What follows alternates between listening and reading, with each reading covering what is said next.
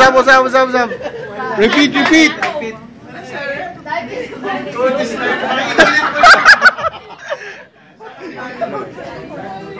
Okay, game.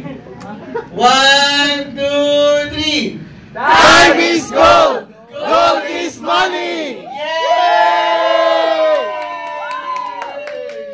Okay. Gokotano, we actually hosted and invited Mr. Casilaw to come over here in Cebu, and with God's grace, ano po talaga, very generous po sa pagbibigay ng time, because knowing and hearing the fact that he's been like traveling all over the globe, he could have not spent the time, but definitely he did for us. So Miss Charo and I actually organized and tried to set up, to have this successfully done. And what happened was that we actually posted supposedly to have a registration fee of 150 pesos each person that comes out for the venue and the snacks. But along the way, when I was actually listening, I was like thinking, 150 with the opportunities that's coming along the way for all of us right here. I was like, why not share the blessing? So instead of 150, everyone's actually coming out for free. Totally. Wow. Yes.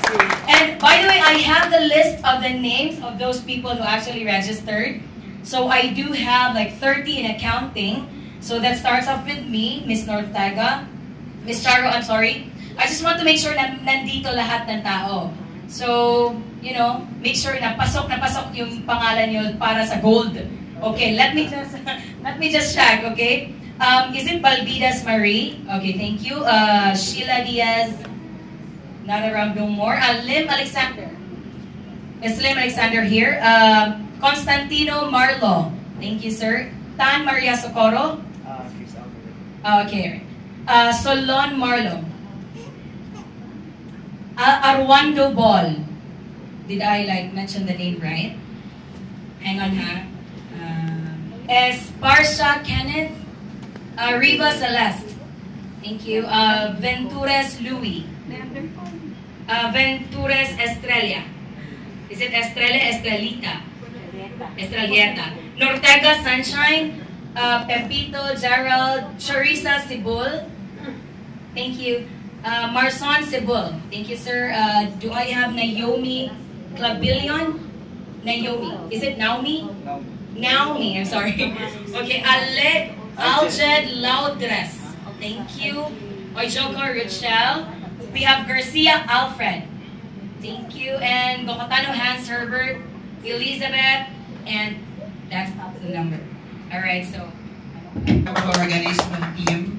Nung tayo nag-start kami, kasi po siya yung pinaka-back-end back-end support ng team.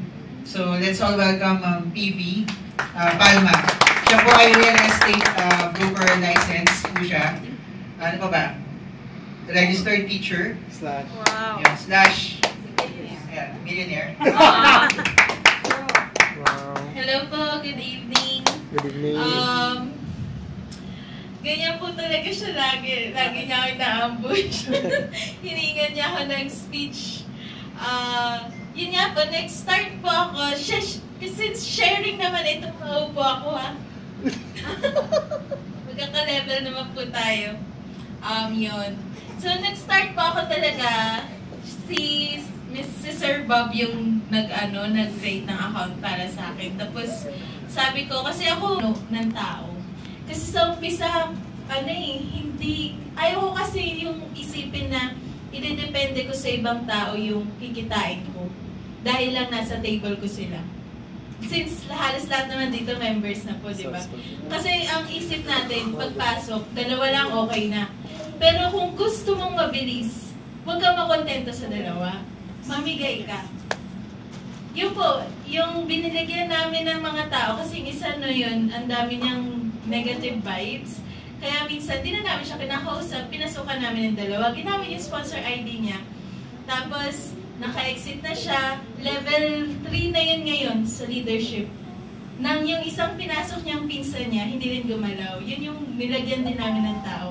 Para makaangat kami. Kasi hindi naman,